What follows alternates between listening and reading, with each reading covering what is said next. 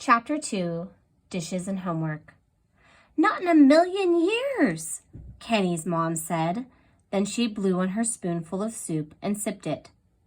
"But Mom, it's a dragon. I want to go see it before anyone else does." "Who knows what that thing could do to you? You could get bit or scratched up, and it's probably carrying all kinds of diseases. Right, Pa?" As usual, Kenny's father was much calmer now that he had eaten, and Kenny studied him as he started on his third bowl of chowder. The dainty wooden soup spoon, looked odd, held in his rugged, worn paws. In fact, the lad half waited for his father to lift the bowl up and slurp the remainder of the chowder. Instead, he calmly said, "If Kit thinks he can handle it, the likes of a dragon, then I think we should let him. After all," he continued, winking at his son, "he ain't no little bunny anymore." His mom folded her napkin and set it on the table. She sighed. "All right, but not until you finish the dishes and your homework." "Aw, I can do those later. Let me go now, please." "Dishes and homework first," she repeated as she pointed at him with her spoon. Kenny cleared the table and cleaned the dishes in record time. As he finished drying the last of the soup bowls, he watched the sun sink lower and lower into the darkening sky. When he was finished, he ran into his room and dumped his book bag upside down on his bed. Textbooks spilled out, pencils rolled off the floor, and loose papers scattered like white leaves. Kenny shuffled through it all and picked up Stars and Their Constellations, the book he was supposed to do a book report on. It was his last assignment for the school year. And it would be an easy one for him as he'd read the astronomy text front and back several times already. Now he simply needed to write the report. Or, he thought, with a little persuasion on my teacher, Mrs. Skunkmeyer, I could do an oral report instead, and I won't have to write anything. So technically, I'd be finished with my homework. However, an oral book report meant going in front of the class and talking. The last time Kenny had done this, it was on the topic of the migration of the ruby-throated hummingbird for his science class, and it hadn't gone so well. One of his classmates had started snoring loudly, and another hooted, "Snoring, boring," bringing snickers to the entire room as Kenny tried to give his presentation. The other kids just didn't get excited about the stuff that he did. But honestly, who wouldn't be fascinated by the idea of a tiny bird flying all over the world by itself? If a little hummingbird could do that, well then, he paused in his thoughts. For there on the bookshelf next to his copy of Amazing Hummingbird Stories was an old bestiary he had borrowed from his friend George. He grabbed the leather-brown tome and opened it up.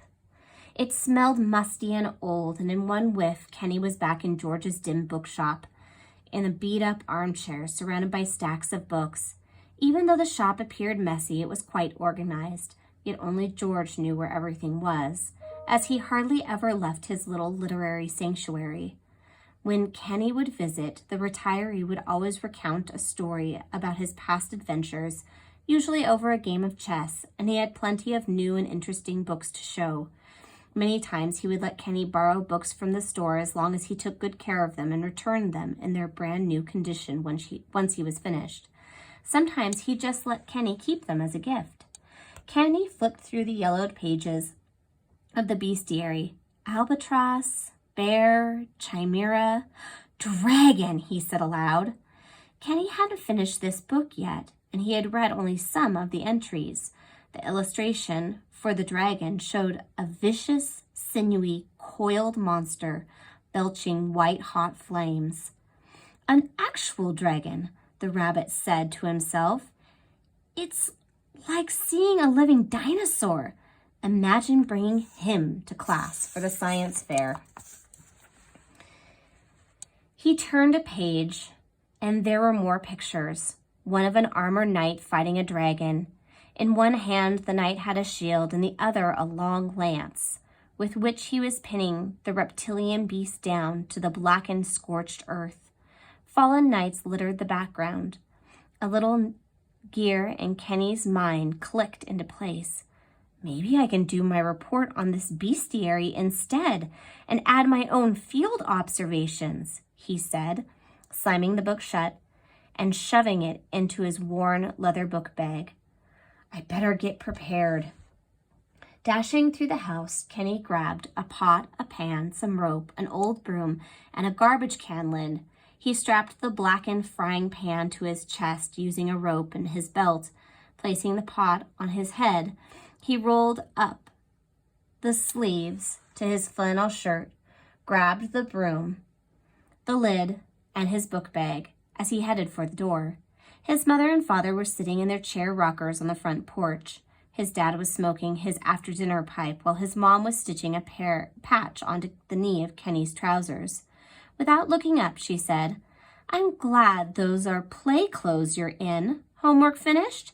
Yes, Mom, Kenny replied, taking a lantern and hooking it to the handlebar of his bike. Be careful, Kenneth. I hope you know what you're doing, his father said. He sucked on his pipe and rocked slowly in the chair, watching the sunset. And tell that varmint not to eat any of my sheep. Kenny turned to his dad as he climbed into his bicycle. I'll be fine, Pop. This is most likely an old world worm. They're cold-blooded, so they are very slow once the sun goes down. I can outrun him any old day, should it come to that. Either way, I aim to find out just who he is, where he came from, and what his intentions are. Don't be out too late, his dad replied, but Kenny had already sped out of sight.